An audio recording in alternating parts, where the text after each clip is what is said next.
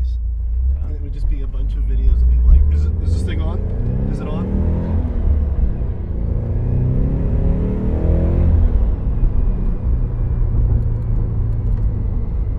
Okay, video log. I don't remember what number we're on, but I think it's in the 15, 16, I don't know.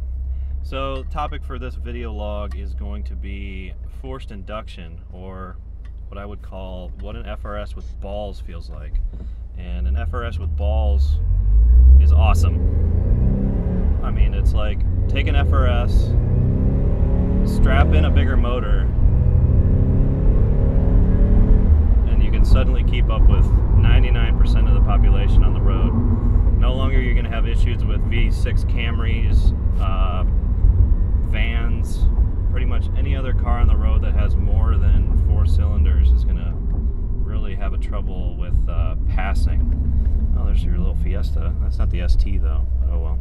So the supercharger I have is a Kraftwerks supercharger. It uses 2 belts, which is actually really convenient. Should you throw the supercharger belt, you can still get home. You just have to baby it. I'm trying to think. I mean, really, I picked up the supercharger kit because it was a one-time deal. It was really affordable, and if I had to do it again, I would. I really like the kit. It fits really well. It doesn't require like tons of modifications to get it in. I mean, it really just went in, which says a lot. Now, I know a lot of people do the Vortec kit, but the problem with the Vortec kit is you've got to cut, weld, grind, you know, all sorts of stuff to get it to fit in there, and I really don't like that. Your other option is the Jackson Racing supercharger, which doesn't use 2 belts. It piggybacks itself off the serpentine belt. Say what you will about that. You can get some belt slippage, but I don't think anybody's really had any issues with that. The only thing about that is the intake plumbing is a little bit weird once it gets to the throttle body. But if it works, it works. And then, you know, obviously the other thing is turbocharging. So I think the biggest difference, you know, the biggest thing that makes a difference on turbocharging or supercharging an FRS is your tune. If you have a shit tune, the car drivability is just going to be really bad. And I've got tunes from 3 different suppliers, or 3 different tuners, and I'm going to be evaluating them all. And so far, I can tell a big difference from one tuner to the other with the little things, you know, the AFR, the throttle response, basically how the car reacts and drives. And if you tune your car, I highly suggest you take some time and figure out who your tuner is gonna be, and you know, figure out what their schedule's like. You know, how do they react to special requests? Are they gonna pick up the phone? Oh geez, red light camera. So I really enjoy this kit. I think it's worth it. I think forced induction on the FRS and BRZ is hot brakes, absolutely needed. This car is different. Oh, hate that.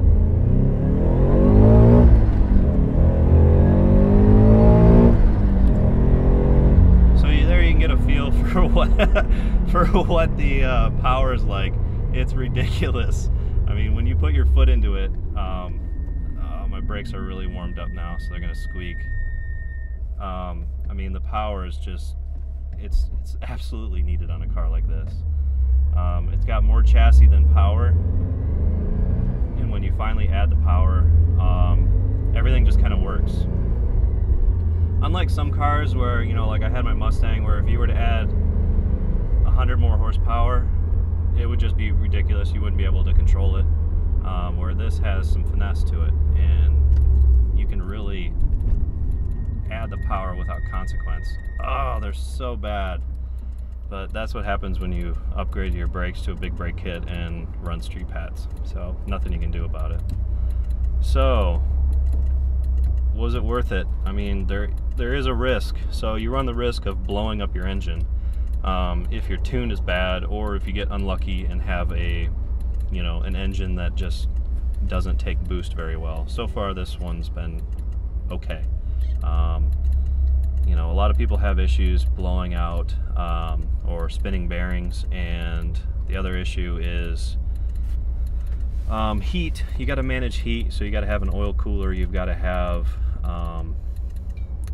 you know, some sort of upgraded cooling. I'm on the stock radiator, but I have changed out the coolant, and you're going to want to run a premium oil as well.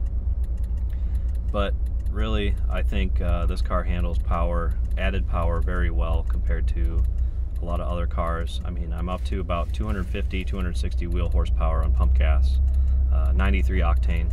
With E85, I'd be over 300. So yeah, I mean, I enjoy it. This car is fantastic now. The power was greatly needed for somebody that wants power. In its stock form, the car is fantastic.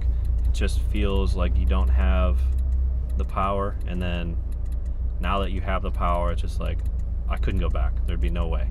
It'd just be too damn slow. So that's my video log. I hope you liked it. Subscribe, like, send me comments, tell me how much you enjoy my videos or hate my videos or whatever. I don't give a shit. So all right, thanks for watching.